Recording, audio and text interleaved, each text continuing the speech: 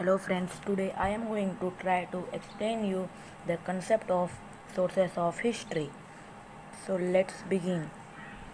We studied ancient Indian history last year. This year we are going to study the medieval period of Indian history. The period from the 9th century CE till the end of the 18th century CE is considered as to be the medieval period of Indian history.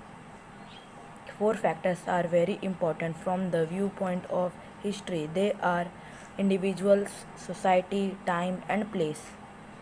These proofs are known as the sources of history. Now let's learn about the sources of history. First, material sources. Material sources include artifacts, archaeological sites, stone inscriptions, etc. are known as material sources. Physical sources, memorials, buildings, cave sculptures, inscriptions, coin, copper plate, forts. Second, oral sources.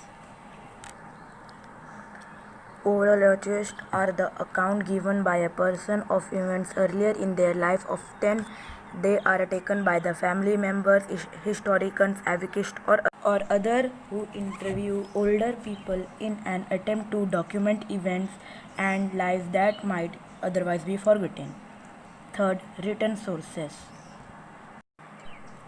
Some examples of primary or written sources are contemporary letters, eyewitness accounts, official documents, political declaration and diaries, administrative texts and histories and biographies are written in that the period is to be studied. Thanks for watching. Subscribe, like and comment for the next video.